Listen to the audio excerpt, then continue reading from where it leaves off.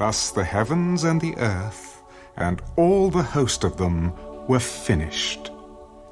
And on the seventh day God ended his work which he had done, and he rested on the seventh day from all his work which he had done.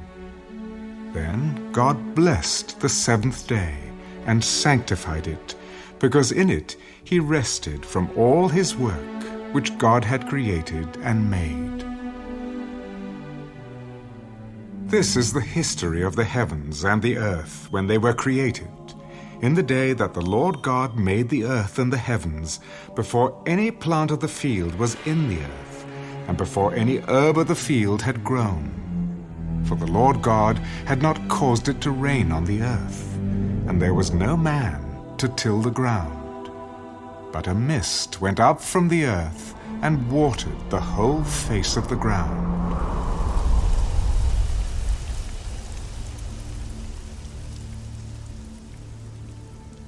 And the Lord God formed man of the dust of the ground, and breathed into his nostrils the breath of life.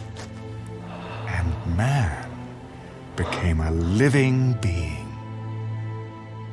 The Lord God planted a garden eastward in Eden, and there he put the man whom he had formed. And out of the ground the Lord God made every tree grow that is pleasant to the sight and good for food. The tree of life was also in the midst of the garden, and the tree of knowledge of good and evil.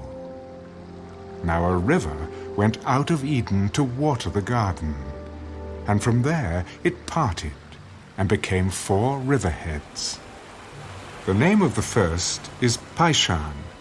It is the one which skirts the whole land of Havilah, where there is gold, and the gold of that land is good.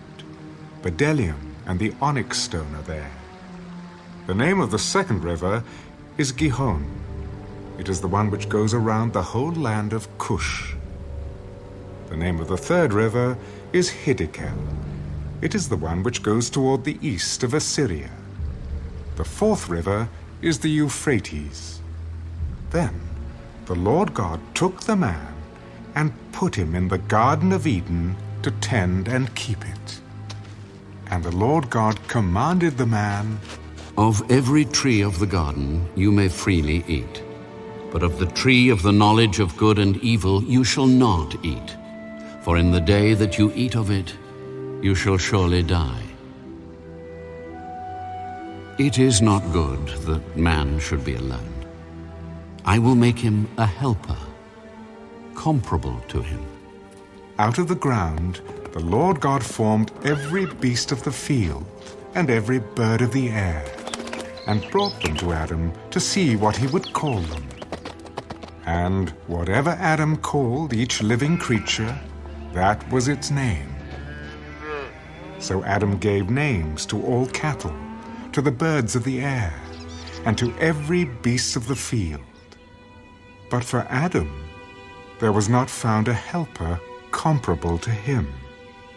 And the Lord God caused a deep sleep to fall on Adam, and he slept. And he took one of his ribs and closed up the flesh in its place. Then the rib which the Lord God had taken from the man he made into a woman, and he brought her to the man. "This is now bone of my bones, and flesh of my flesh. She shall be called woman, because she was taken out of man. Therefore a man shall leave his father and mother, and be joined to his wife, and they shall become one flesh. And they were both naked, the man and his wife, and were not ashamed.